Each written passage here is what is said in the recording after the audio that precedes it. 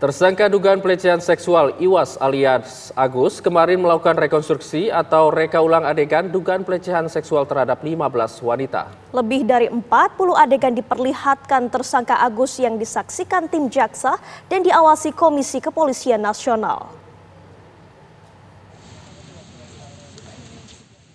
Proses rekonstruksi atau reka ulang adegan dugaan pelecehan seksual yang dilakukan oleh tersangka penyandang disabilitas Agus digelar di 3 lokasi. Lokasi pertama adalah Taman Udayana, tepatnya di sisi utara teras Udayana, homestay atau penginapan tempat Agus mengeksekusi para korbannya. Lokasi selanjutnya, kawasan Islamic Center yang menjadi lokasi terakhir Agus diantar usai dari penginapan.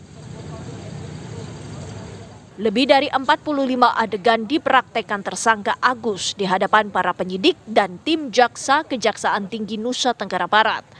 Rekonstruksi sendiri atas arahan jaksa penuntut umum untuk memperjelas kronologi kejadian dan memastikan kesesuaian keterangan para korban dan saksi. Polisi menegaskan bahwa rekonstruksi ini merupakan bagian dari upaya pengumpulan bukti untuk proses hukum lanjutan kuasa hukum tersangka.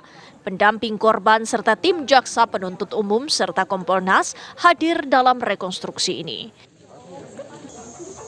Kompolnas mengawasi penanganan kasus pelecehan seksual yang melibatkan penyandang disabilitas ini. Pengawasan dilakukan untuk memastikan penanganan kasus berjalan sesuai ketentuan serta penegakan hukum yang berkeadilan bagi semua pihak, termasuk korban dan pelaku dengan kebutuhan khusus. Tapi yang kami lakukan adalah sebatas bahwa penyidik sudah proper atau tidak.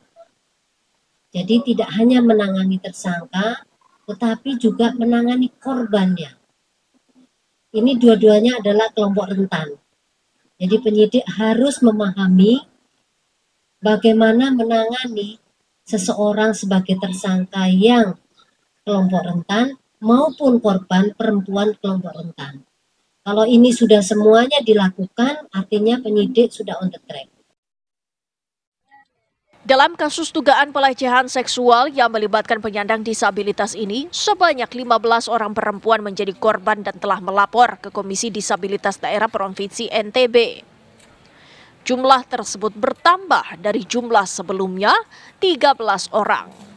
Dari Mataram, Nusa Tenggara Barat, Herman Zuhdi, TV One mengabarkan.